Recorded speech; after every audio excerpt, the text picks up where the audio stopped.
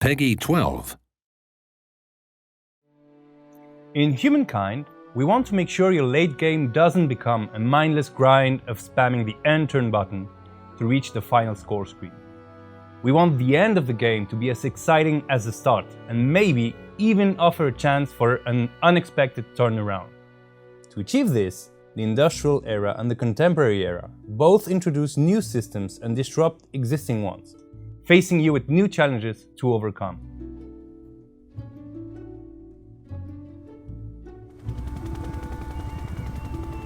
Railway connections make trade routes along them much cheaper, allowing you to expand your trade network, which may be quite important as new resources like coal or oil become more important. The invention of cargo planes, on the other hand, brings even the furthest corners of the world within reach of your trading, allowing you to buy and sell as you please. Trains and planes can also be used to improve the mobility of your armies. You can move them quickly between territories with connected railway stations and instantly between airports. The contemporary era also opens some new avenues to gain fame.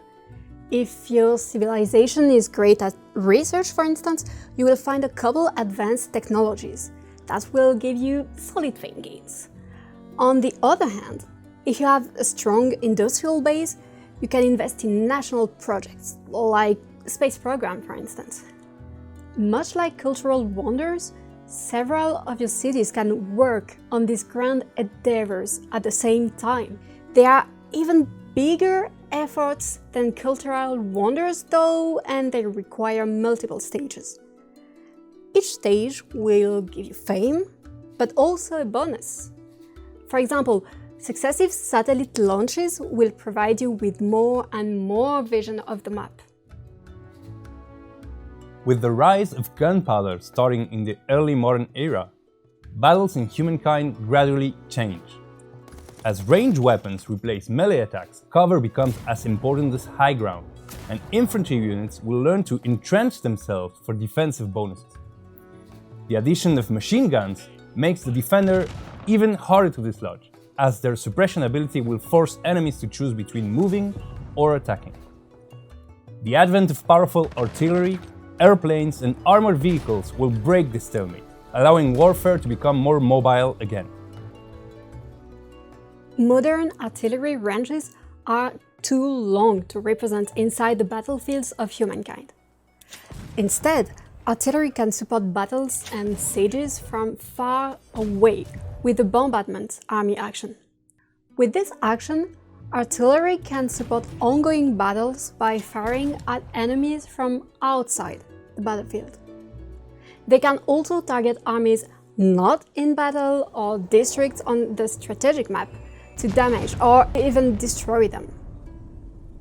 Starting in the late industrial era, aircraft made their appearance and drastically transform warfare. To field any aircraft, you first need to build an airfield.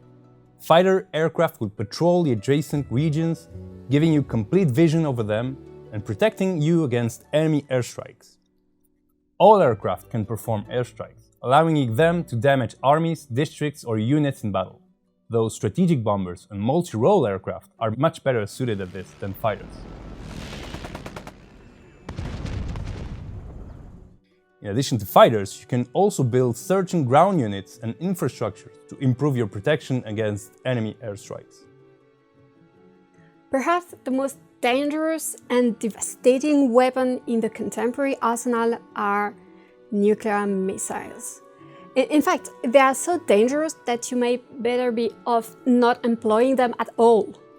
Not only are nuclear weapons a big investment, requiring research, tests, and the right civics to use them, but you may also face repercussions.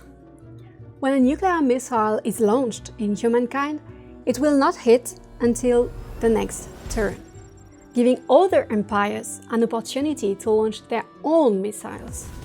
We hope this will create tension between the nuclear superpowers as they worry about mutually assured destruction. Even if you do not launch your nuclear weapons, other empires may be in favor of nuclear disarmaments and gain grievances against you. Will your world settle on a delicate balance of nuclear superpowers? Will you expand the boundaries of human knowledge? Will your people be the first to set foot on the moon or even Mars? How far will you push humankind?